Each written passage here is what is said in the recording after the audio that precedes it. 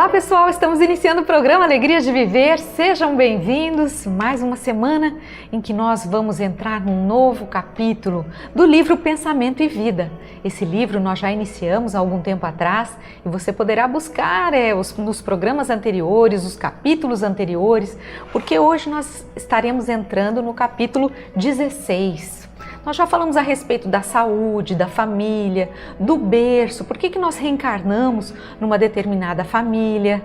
Então, a gente vê que esse livro, Pensamento e Vida, que ele é de psicografia de Francisco Cândido Xavier e quem escreve através do Chico é o Espírito Emmanuel. Emmanuel nos ensina muitas coisas, principalmente nesse último capítulo que nós discutimos no programa anterior, falamos a respeito da saúde. Não é? E nós pudemos verificar que esse tema saúde envolve tantas nuances, tantas possibilidades, o que realmente é ter saúde. E Emmanuel abre um leque de possibilidades, desde a forma como nós pensamos, como nós sentimos, aquilo com os alimentos que nós utilizamos. Então tudo isso influencia na nossa saúde. E muitas vezes nós acabamos, Emmanuel nos diz que às vezes aquela pessoa que nos parece muito saudável, na verdade não é. Então foi um capítulo muito interessante que você poderá assistir. Busque lá, capítulo 15. Mas hoje, como eu disse, estaremos entrando num capítulo novo, falando a respeito da vocação. Daqui a pouquinho. Eu sou Solange Godoy, junto com André Luiz Suíça. Como vai, André? Olá, Solange! Olá, queridas irmãs, queridos amigos.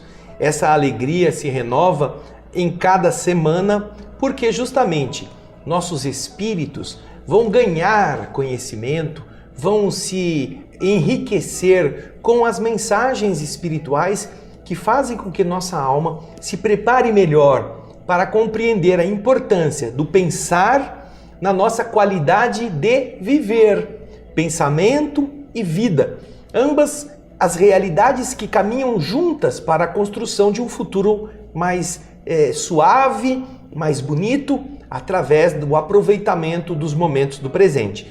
Você, então, procure o seu livro, vá em busca desta obra espírita, seja comprando o texto físico, seja fazendo download em algum canal que possibilite que você tenha esta obra para o seu conhecimento e seu acompanhamento. E assim, como a Solange vai mostrar a capa aqui na nossa geral, vocês poderão participar. Olha aqui, ó, esse é o livro com a capa nova. Ele é fininho, ó. É um livro fininho. Fininho, né?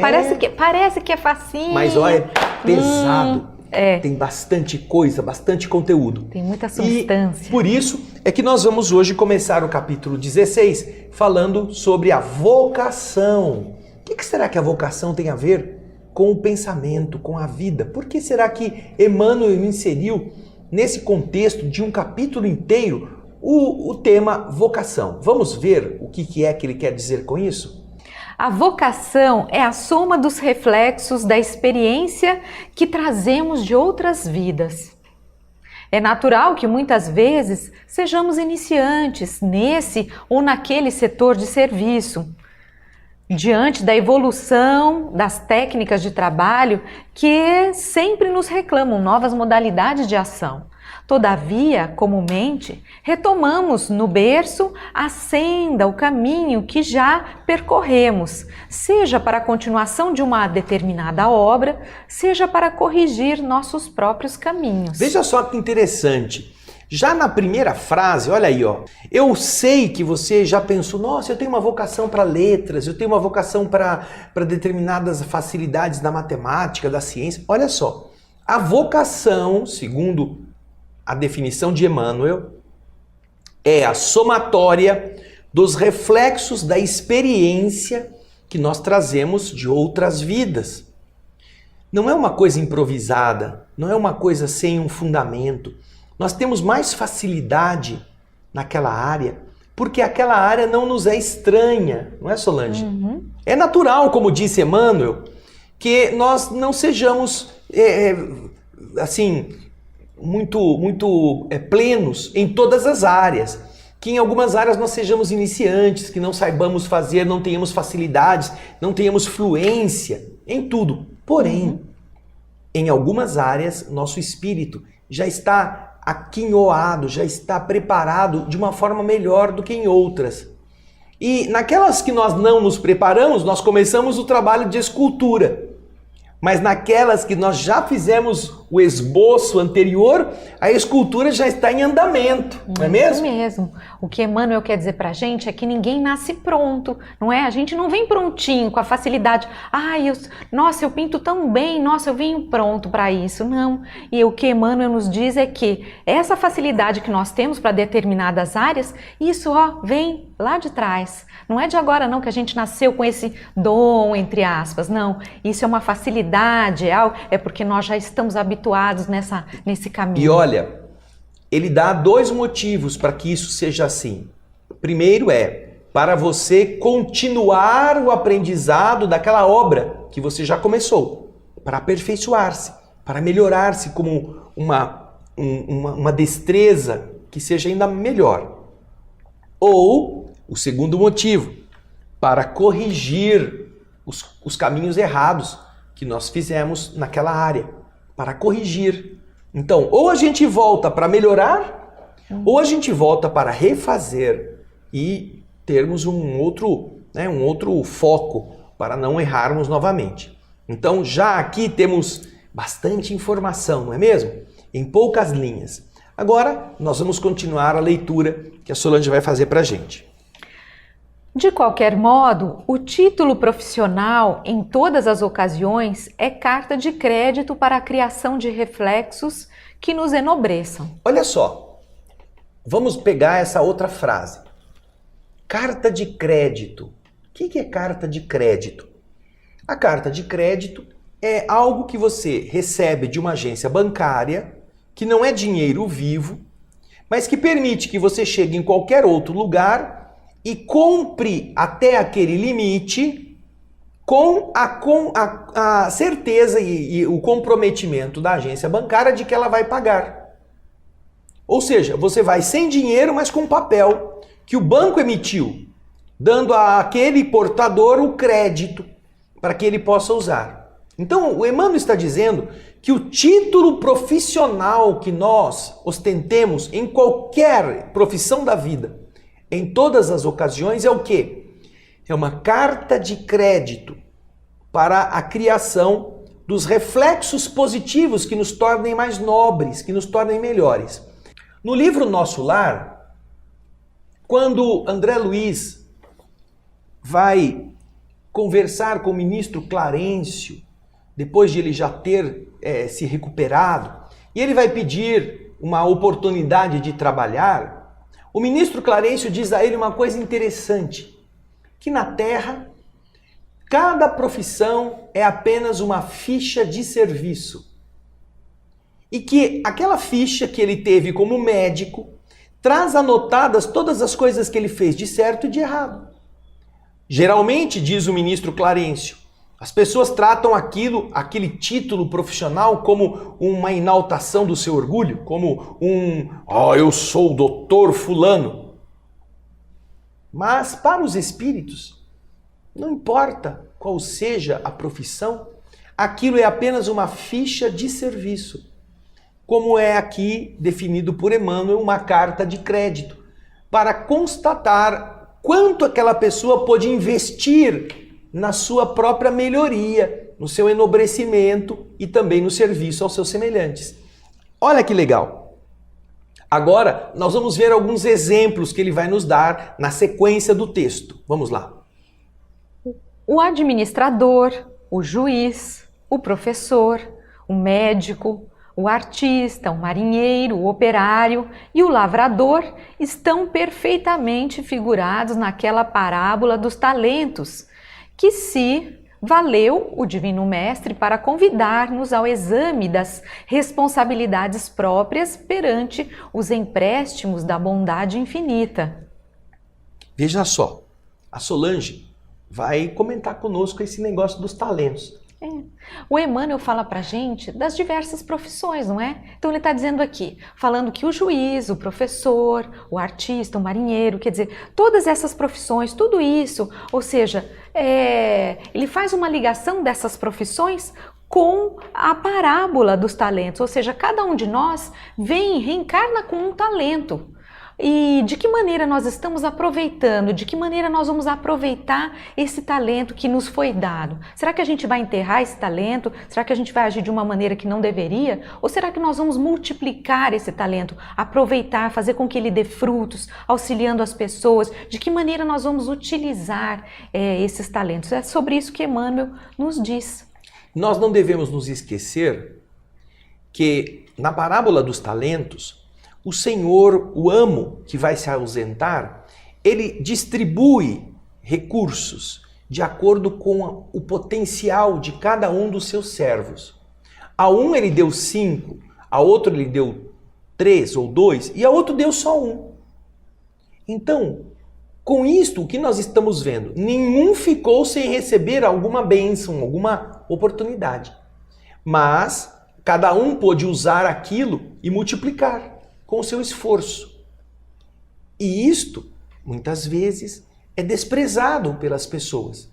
Portanto, essas características de profissão que, porventura, cada um de nós tenha a exercitar na nossa vida pessoal, representam um conjunto de possibilidades, um conjunto de moedas do bem que aquele indivíduo pode multiplicar ou enterrar, como a Solange falou. Mas nunca nos esqueçamos que aquela pessoa que atingiu a condição de um ensino superior e tornou-se um profissional habilitado em determinada área que exija mais tempo de estudo, ela chegou lá porque ela também tem mais coisa a multiplicar do que aquele pobrezinho que não pôde estudar, que desde cedo teve que começar a fazer os trabalhos braçais para sobreviver e que não pôde ter a cultura naquele momento.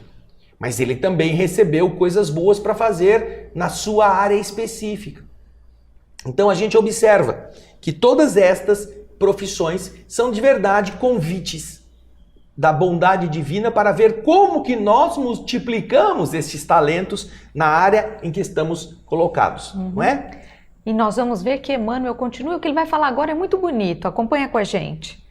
Cada espírito recebe, no plano em que se encontra, certa cota de recursos para honrar a obra divina e engrandecê-la. Olha que bonito isso, ou seja, esses talentos que a gente está recebendo não é só para a gente desfrutar, não é só para a gente ter uma boa vida, ou não é só para nosso benefício. Ao contrário, Emmanuel nos diz que são recursos que nós recebemos, a nossa cota, por quê? Porque nós temos que engrandecer a obra divina. Ou seja, nós não estamos aqui com todos esses talentos só para nós mesmos. Esses talentos têm que ser distribuídos, a gente tem que auxiliar, utilizar deles para fazer com que a obra divina ela se amplifique, que ela cresça. É muito bonito isso que ele diz. E nós não devemos nos esquecer que, como carta de crédito, imaginemos que alguém já tenha vivido na condição de um profissional liberal, qualquer profissão liberal,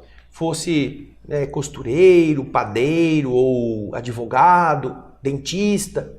E, é claro, naquela área ele se preparou em uma época e fez algumas coisas, mas errou em algumas coisas. Aí ele vai para o outro plano, aí ele vê as burradas que fez, ele vê o que ele não tinha desenvolvido e então a carta de crédito para uma nova vida vai lhe conceder o que? Olha, você vai voltar a ser padeiro, você vai voltar a ser dentista, você vai voltar a ser advogado, porque você já tem esta área preparada, mas você vai ter que se empenhar mais e vai ter que fazer coisas que antes você não fez, porque você precisa multiplicar isso que você já conquistou. Portanto, veja só, é algo que nós estamos entendendo porque se chama vocação. Você já está vocacionado, você já está inclinado para melhorar aquela área. E com isto, você poderá aprender mais, melhorar-se mais e corrigir as coisas erradas.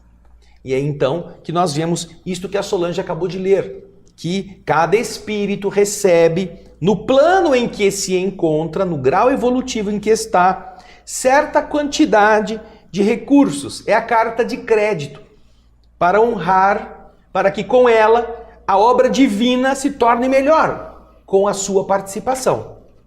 Agora vamos ver o que acontece depois disso.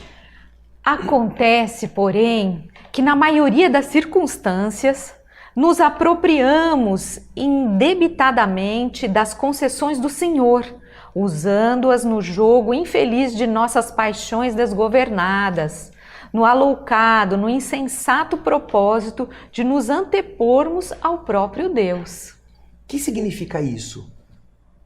Na maioria das vezes, o que a gente vê é que a gente, eu me formei, eu sou professor ou eu sou médico, mas eu vou utilizar isso para minha satisfação pessoal, para ganhar a minha vida, para ter as minhas as facilidades que eu desejo, para fazer aquilo que eu quero. Ou seja, eu me fiz por mim mesmo. Não tem nada desse negócio de talento que Deus me deu, não. Eu suei muitos, fui eu que estudei, eu que arrumei um emprego, eu que estou ganhando, então eu tenho todo o direito de desfrutar, e nos esquecemos que esse talento que nós temos não é para o nosso desfrute, nosso deleite.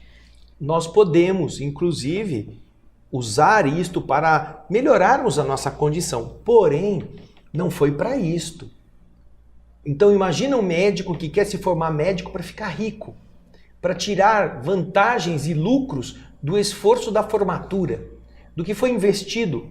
E então, depois que ele se forma, ao invés de ele entender que ele pode ganhar honestamente, que ele pode ter mais recursos, mas que ele também não pode se esquecer de quem não tem dinheiro para pagar, ele só atende quem paga, ele só tem um consultório para alto nível, ele não se preocupa em nada com os miseráveis. O seu saber agora é o quê? É vendido a preço de ouro. Ele está usurpando as dádivas divinas. Está se colocando assim como todo-poderoso. Eu sei, eu aconteço, eu sou o bom. Deus não tem nada a ver com isto. Então, você, nesta situação, está vendo Emmanuel citando a nossa condição de usurpador, de ladrão, tomando de Deus e não querendo devolver nada para fazer com que outros se beneficiem daquilo que você foi capaz de atingir. Imagine que você foi ajudado pelos espíritos invisíveis, pelos amigos espirituais, a você conquistar determinada vantagem. Você então desfrutou do seu esforço, noites sem dormir, e você chegou a uma medicação, a um remédio, que você sabe que cura determinada doença.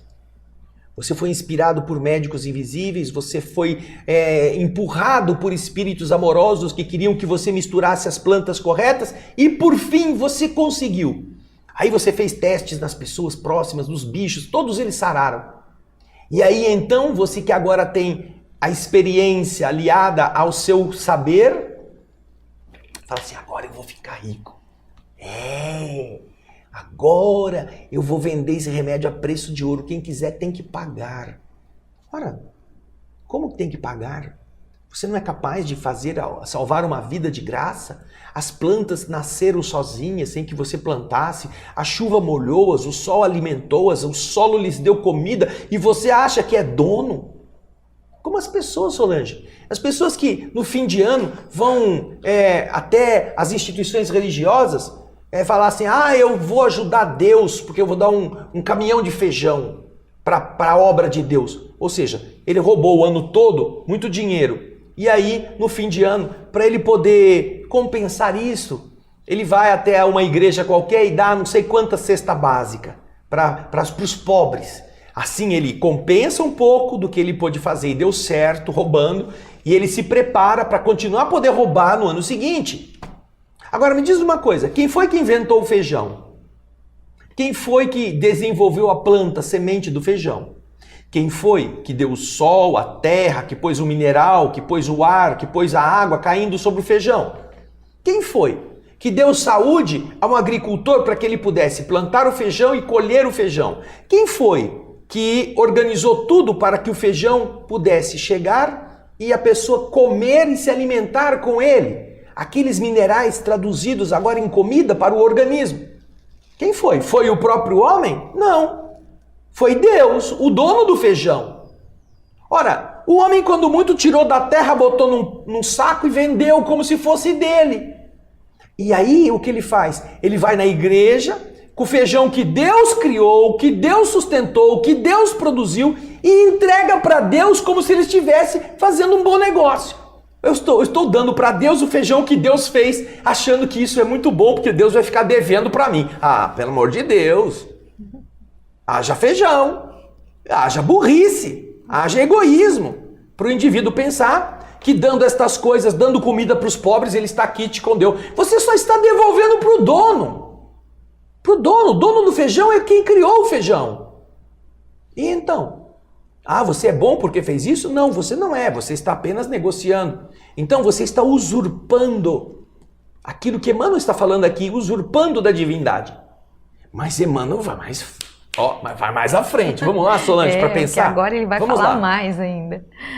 Daí a colheita dos reflexos amargos de nossa conduta, quando se nos desgasta o corpo terrestre, com o doloroso constrangimento do regresso, as dificuldades do recomeço, em que o Instituto da Reencarnação funciona com valores exatos.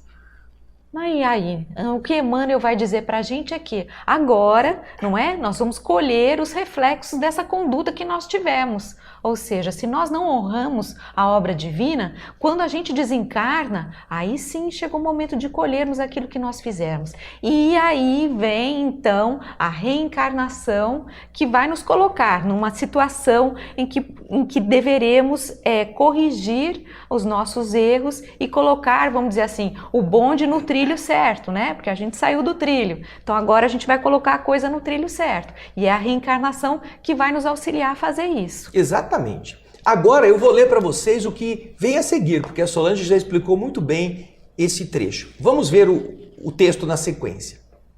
E como cada região profissional abrange variadas linhas de atividade, olha só, o juiz que criou reflexos de crueldade, perseguindo inocentes, costuma voltar ao mesmo tribunal aonde ele exercer as suas pomposas funções com as lágrimas de réu condenado injustamente, para sofrer no próprio espírito e na própria carne as flagelações que impôs, em outro tempo, às vítimas indefesas. O juiz vai ter que enfrentar agora a condição de réu naquele tribunal. O médico que abusou das possibilidades que lhe foram entregues retorna ao hospital que ele havia espezinhado, desprezado, explorado, agora numa nova vida como um apagado enfermeiro, defrontado por ásperos sacrifícios a fim de ganhar o próprio pão. O grande agricultor que dilapidou, que desgastou as energias dos cooperadores humildes, ou seja, daqueles trabalhadores pobrezinhos, né?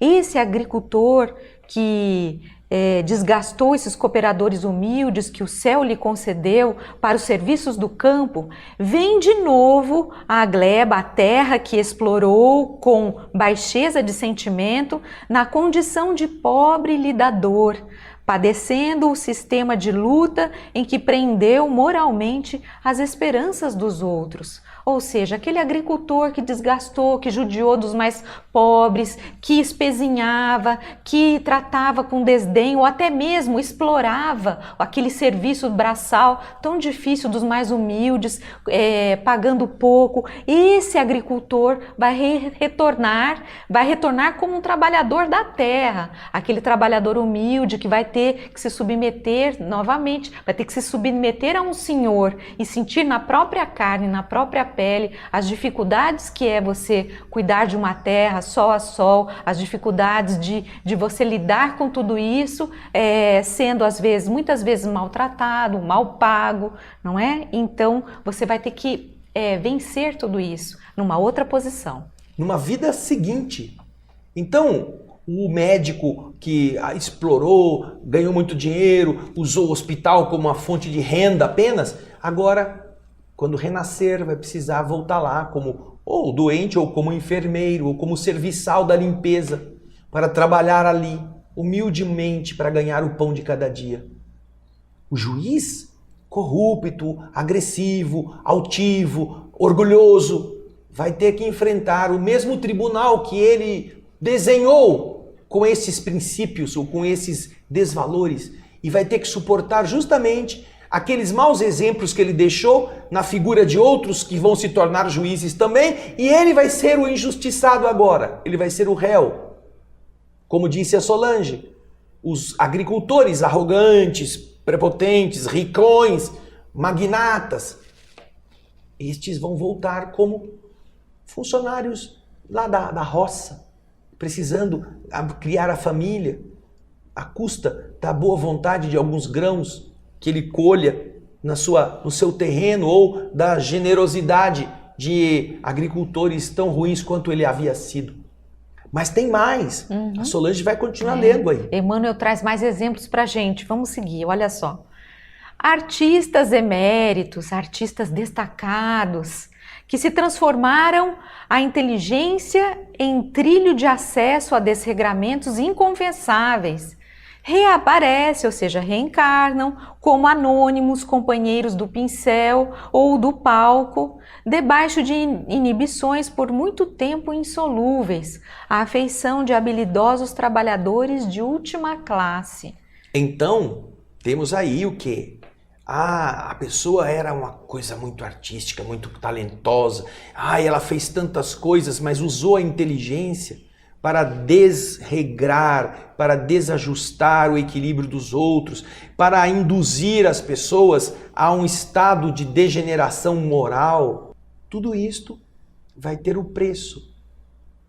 E estes que viveram neste caminho ou neste descaminho vão ter que regressar como indivíduos apagados, como indivíduos de categoria muito reduzida, como carregadores de peso, como levantadores de cortina, como gente doente que tem que arrastar as cadeiras, arrumar cenário, bater prego para ganhar o pão de cada dia, sem mais a possibilidade de estar à frente do palco, se exibindo, como ele havia feito. Inclusive, tem uma história muito bonita no livro Libertação, do Espírito André Luiz. Quando eles se preparam para levar Margarida ao ponto de contato com a nossa querida Matilde, André Luiz fica recolhendo quando eles acendem as luzes da moradia onde estava Margarida na terra, e as entidades começam a perceber que agora a casa tinha mudado de administração, não era mais Saldanha, o obsessor, agora era Gúbio que estava organizando o resgate. Então muitos espíritos começam a querer entrar para serem resgatados, e eles são admitidos. Gúbio então diz a André Luiz: você administre esses nossos irmãos, converse com eles, porque eu tenho coisas para fazer. André Luiz então não sabe como fazer isso, ele começa a pedir que cada um conte a sua história, para que cada história pudesse também servir aos demais. Eram espíritos cansados, explorados, desajustados, e um deles pergunta o que era o pensamento. E aí André Luiz lhe dá uma explicação, e ele começa a contar que ele havia sido escritor na Terra. E ele criou um personagem, que esse personagem era astuto, era malicioso, era maldoso, ele era um verdadeiro demôniozinho. E que, por causa disto, muitas pessoas acabaram vivendo essa má experiência. Mas que agora esse personagem surgia e vinha para enforcá-lo, e ele entrava em crise. Mas era um personagem que só ele via. Só ele cultivava aquela imagem fixa. Mas foi aquela imagem que ele havia cultivado também no espírito de todos os seus leitores. E então ele tem uma crise. Quando ele está contando isso, ele fala: aí vem ele vai me enforcar, ele quer me matar. E então André Luiz tem que atuar com a prece e com o passe magnético para induzir esse irmãozinho ao sono, porque de verdade não tinha nenhuma entidade atacando o infeliz.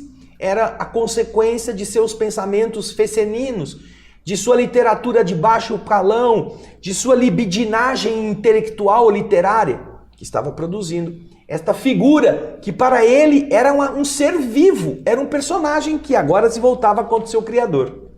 E você sabe, André, que eu me lembrei também, na nossa história, na nossa literatura, eu não vou me lembrar o certo nome do livro, mas me parece que é de Goethe. Na nossa literatura, eu não sei também em que século que aconteceu, mas ele, como escritor, escreveu uma obra falando a respeito, né, da vida do jovem, e eu sei que o personagem principal daquele livro se suicida. Leon Tolstói. Não, é um outro caso. Também, então, porque Leon Tolstói tem um caso exatamente sobre isso. Mas eu sei que o personagem se suicida. E as pessoas, os jovens da época que leram esse livro, vários deles, houve um aumento na taxa de suicídio, uma coisa assim gigantesca. Então, é mais ou menos isso que a gente Ana Karenina é uma novela da responsabilidade, mas esse é um outro caso que você está lembrando. É a mesma história da responsabilidade do espírito que está encarnado, induzindo outros a fazer as coisas erradas. Leon Tolstói escreveu Ana Karenina e é uma história de frustração amorosa de muitas mulheres, muitas moças. E que quando ela quer ser livre para se casar com o jovem que ela é apaixonada, o seu marido, que é um velho rico, a quem ela se uniu porque ela era pobre, precisava criar sua família, ele se recusa a conceder a ela a liberdade para se unir ao jovem que era o seu amor. E então ela se mata. E esse relato era muito igual ao perfil de muita gente daquela época, que não tinha televisão, não tinha cinema, não tinha nada, não tinha rádio, apenas era a leitura que fazia as pessoas criarem. Então, por causa disso, Leon Tolstói, no plano espiritual, relata que se arrependeu muito porque muitas jovens que se viram retratadas naquela personagem da Ana Karenina também fizeram a mesma coisa, se mataram. E isso foi um peso que moralmente ele assume como sendo da sua responsabilidade. Exatamente. É muito importante o que você faz com o que fala, com o que pinta, com o que escreve, porque isso é uma invasão aos outros que vão ler, aos outros que vão ver. E eles podem ter uma reação que os embruteça, que os faça falhar, que os afrouxe na força de lutar. E com isso, eles percam a chance de vencer a si mesmos. Né? É muito bem lembrado. É isso aí. E lembrando também que para a gente ver a importância do que é ser um artista na Terra hoje. Não é? Seja no campo da música, da literatura, da pintura, do cinema, enfim, é muito importante, é algo que é muito sério a gente trabalhar com a arte hoje. Mas ainda não acabou. Vamos lá, Emmanuel ainda tem mais um pouquinho para falar. Vamos ver. Mulheres dignificadas por nomes distintos, confiadas ao vício e à dissipação, com o esquecimento dos mais altos deveres que lhes marcam a rota, frequentemente voltam aos lares que deslustraram na categoria de ínfimas servidoras, aprendendo duramente a reconquistar os títulos veneráveis de esposa e mãe. Então estas também têm que acertar contas. Por isso que elas vão voltar naquele ambiente da família que elas deslustraram, mas agora não mais como a dona da casa, e sim como a serva, como aquela funcionária, como aquela que não pôde atender os chamamentos de uma líder moral, porque justamente deslustrou a sua função. Agora, nós nos preparamos para a parte final deste capítulo, que é muito importante, a fim de que nós possamos trabalhar a nossa mente com relação à responsabilidade daquilo que estamos vocacionados. Você deve pesquisar em você mesmo determinadas facilidades, determinadas tendências e, entendendo isto, procurar viver essas potencialidades de uma forma construtiva e útil, fazendo com que isto melhore a você, mas que também melhore os outros, com a responsabilidade de que você está utilizando uma faca que pode ser utilizada para cortar o pão que vai ser dividido, ou pode ser utilizada para matar o mendigo que te pede comida. Você que decide isto. E agora então a Solange vai pôr para nós a parte final deste capítulo. Vamos ver? E comumente de retorno essas pessoas suportam o desprezo, a hostilidade, os embaraços e desgostos por onde passem, experimentando sublimes aspirações e frustrações amargosas, porquanto é da lei, venhamos a colher os reflexos de nossas próprias ações, implantados no ânimo alheio, retificando em nós mesmos o manancial da emoção e da ideia para que nos ajustemos à corrente do bem, que parte de Deus e percorre todo o universo para voltar a Deus.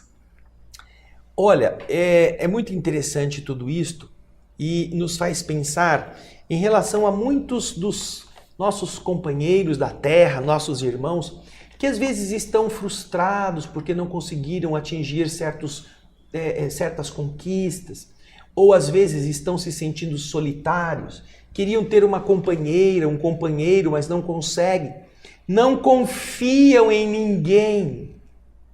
Olha que interessante. Vários comentários de programas que eu e a Solange fizemos trazem esse mesmo perfil.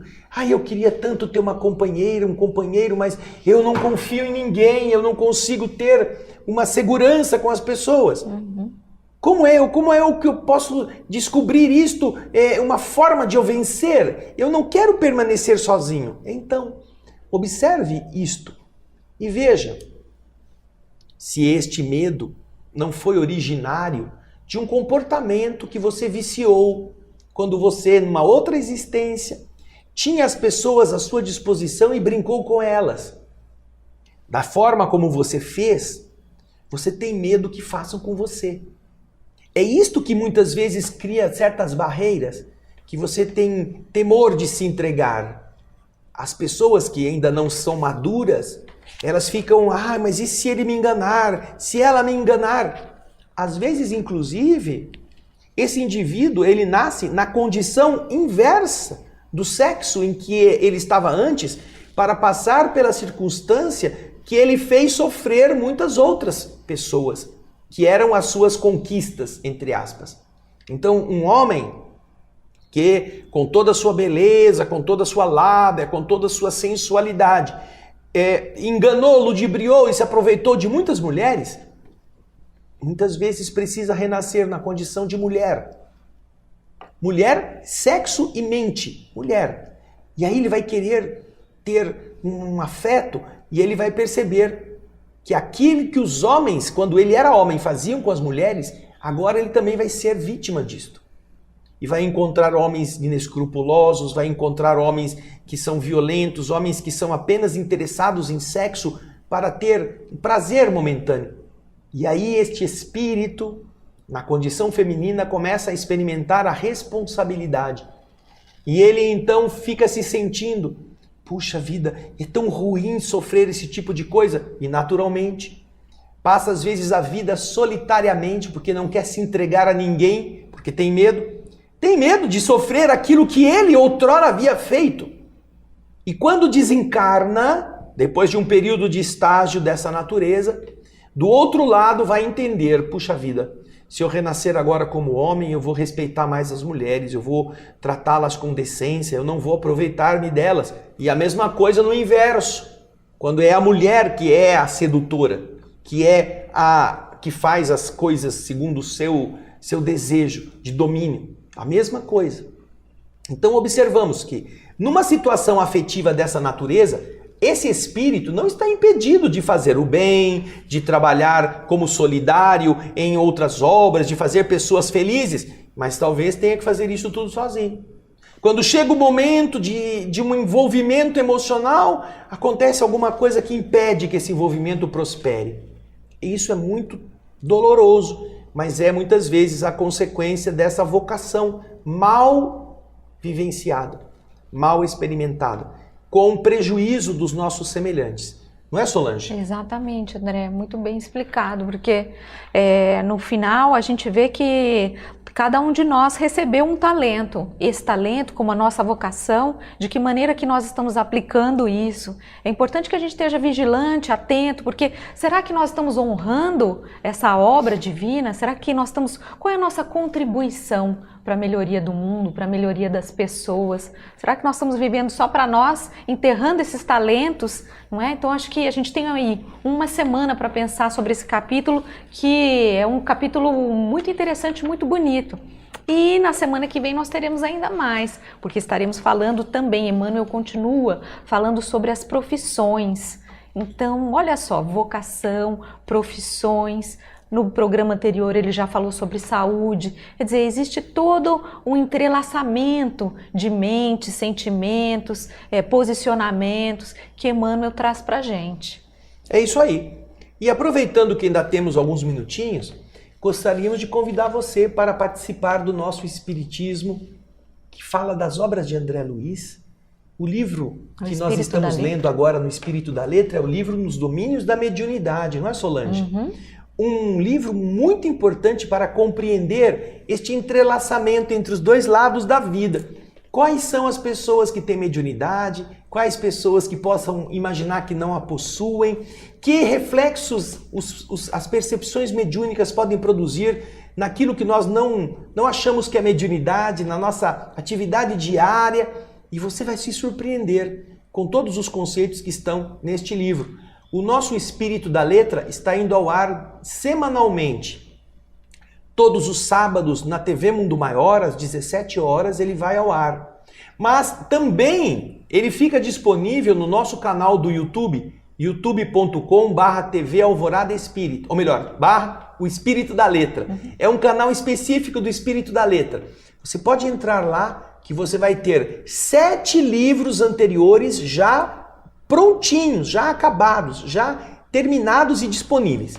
E já vai ter os capítulos do livro Nos Domínios da Mediunidade, que é o nosso 8º livro, Solange, disponível para você assistir todo sábado, de manhã às 8 da manhã. O nosso canal do Espírito da Letra já disponibiliza o capítulo.